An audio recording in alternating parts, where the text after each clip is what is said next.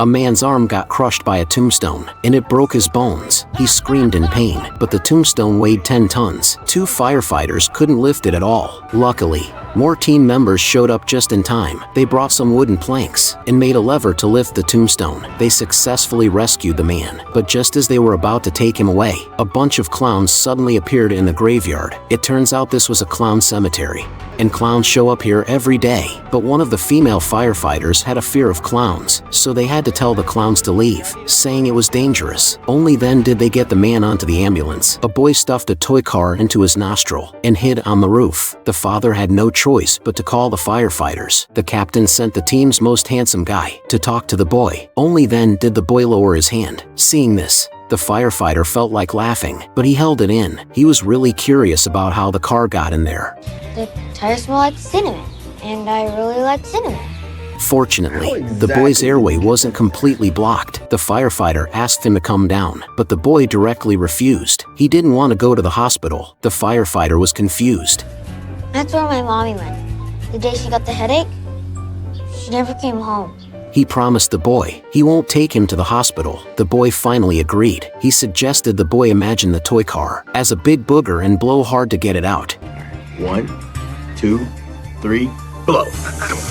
Clearly, that didn't work at all, so they had to go with plan B. Use tweezers to pull it out directly. The boy asked if it would hurt. The firefighter lied, saying no. The firefighter grabbed the toy car with the tweezers and pulled it out. From the boy's screams, you could tell how painful it was. He ran to his father's arms, crying. You lied! You promised it wouldn't hurt! The firefighter looked embarrassed and jokingly called himself a monster. However, just as they left, the fire station received another emergency call. It was the boy's father again. The firefighters thought the boy had stuffed something in his nose again, but when they knocked on the door and opened it, they were stunned. Ow.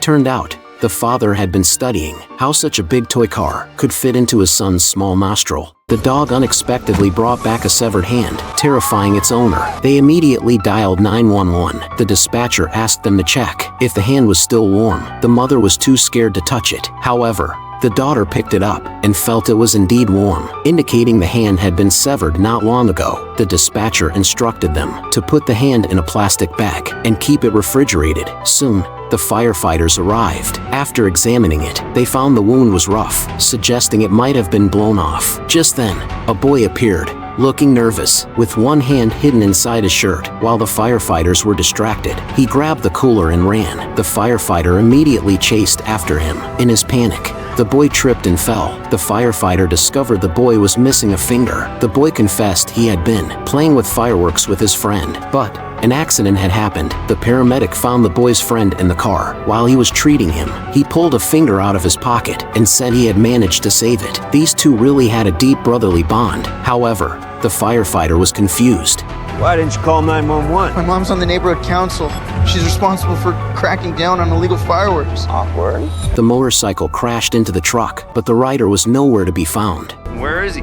Up there. Turns out, there was an accident on the road. When the firefighters arrived, they quickly set up a ladder and climbed into the truck to help.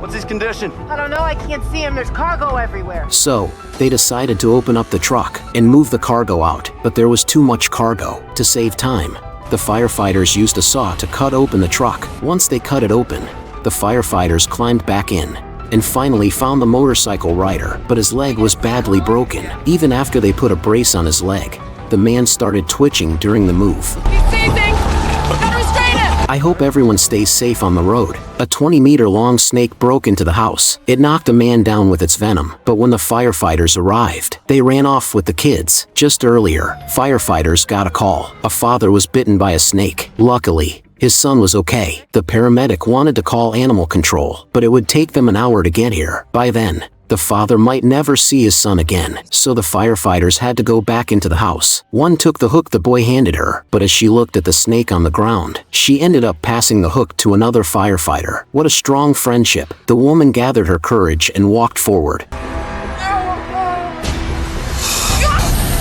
In the end, she chose to push open the bathroom door and lured the snake inside.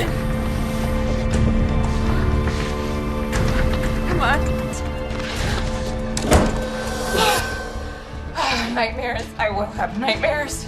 Then the two of them got the father into the ambulance, hoping he'll be okay. The firefighters got a call. A family had a car accident on the lawn. The mom who was driving passed out. The boy in the back seat was scared out of his mind when he saw the big hole in the windshield and the rock on the passenger seat. The firefighters figured out what caused the crash. But then, the boy in the back seat said, Where's Layla? She was right here.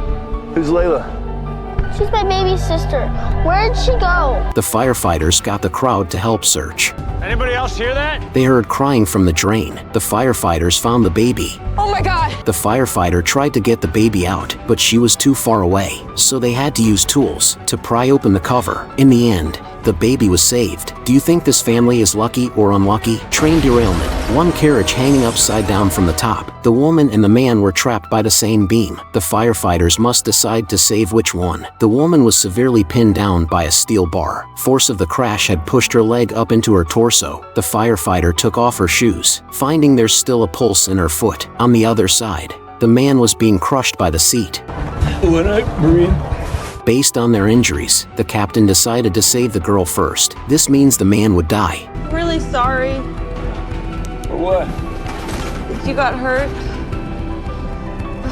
You were really nice to me. Buck couldn't stand this situation, so he risked his life and ran to the outside of the swaying carriage, cutting open the car window with a saw and rescuing the woman. Then, the man was also rescued. It turned out the man was the fiancé of Buck's ex-girlfriend. Thank you. Your Buck? What a top-tier romance mindset. On one side, a patient having a seizure. On the other side, a costly car repair. If it were you, what would you pick? The firefighters get an emergency call. An ambulance skids and crashes. Inside is a patient stunned by a bee and a paramedic with a broken bone from the skid. But both are trapped inside, unable to escape. The firefighters want to break the door open, but they're told the car is worth millions. While they hesitate, the patient suddenly starts seizing. The firefighters have no choice but to force the door open and begin the rescue. After some quick moves, the patient finally stabilizes. I wonder what kind of door is worth millions. A flash flood hit. The Hollywood sign toppled over. During a search and rescue operation, firefighters discovered a man buried in the mud, but he was no longer breathing. I'm not getting anything. They had no choice but to mark the spot and continue searching. Suddenly, Chimney heard the sound of a baby crying. Following the cry, they found a baby monitor. So where's the baby? Cleverly, Buck thought they could use the interference noise from the walkie-talkie to locate the baby. When they finally found it, they saw the house was already buried by the flood. They had no choice but to go down through the chimney. Chimney was startled when he saw the dead woman. Then, he spotted a baby on the bed. Fortunately, the baby was fine. As he was sharing this good news with Buck, Copy. breaking open a door, he discovered a group of pregnant women. One of them was about to give birth. With no other option, Chimney had to deliver the baby right there. While giving birth, the woman complained. She had been kicked out by her parents, got pregnant by an unreliable man, and then met the woman outside, who promised her a better life. It turned out she only wanted to trick her out of her baby. Chimney comforted her. You were scared. We don't always make the best decisions when we're operating out of fear, right? Amber, you can do this. I can't. I can't do this by myself. You don't have to, okay? We're in this together. I'm here. I'm right here, okay? Encouraged by Chimney, the baby was successfully delivered. Hi, Snail Movie here.